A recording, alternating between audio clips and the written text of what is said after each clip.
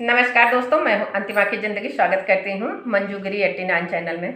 दोस्तों, आज मैं आप लोगों को बहुत प्यारा सा विवाह में बेटी विवाह का धार छोड़ने के गीत, जब भाई धार छोड़ता है मंडप में, वो गीत है। बहुत दर्दनाक गीत है, तो आप लोग सुनिए।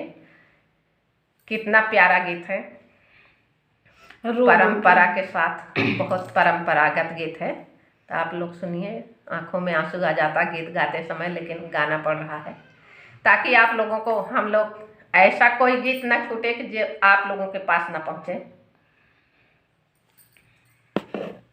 अरे बीरना बैठी मंडपवा मजार हो बहिनिया पुकार करे बीरना बैठी मंडपवा मजार हो बहिनिया पुकार करे बीरना धरिया के लोटा लिए मंडप में आवा, धरिया के लोटा लिए मंडप में आया, धरिया गिराया लगातार हो बहिनिया पुकार करे बीरना धरिया गिराया लगातार हो बहिनिया पुकार करे बीरना बैठी मंडपवा मझार हो बहिनिया पुकार करे बीरना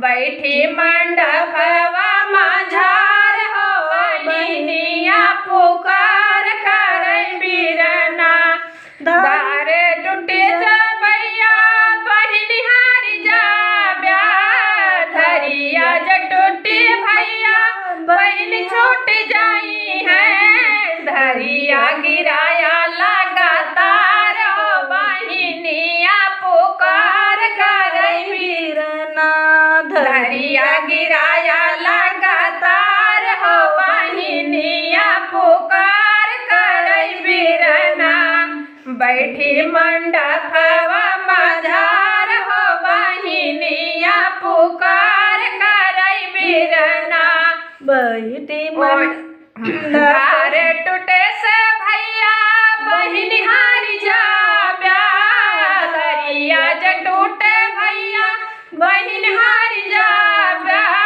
लई जई है जीजाजी तोहार हो बहिनिया पुकार करे बीरना लई जई है जीजाजी तोहार हो बहिनिया पुकार करे बीरना बैठी मंडपवा मझार हो बहिनिया पुकार करे बीरना। धन्यवाद दोस्तों। गीत कैसे लगा कमेंट में बताना। भरपूर सपोर्ट करना, प्यारा आशीर्वाद दुलार देना, ज़्यादा से ज़्यादा शेयर करना।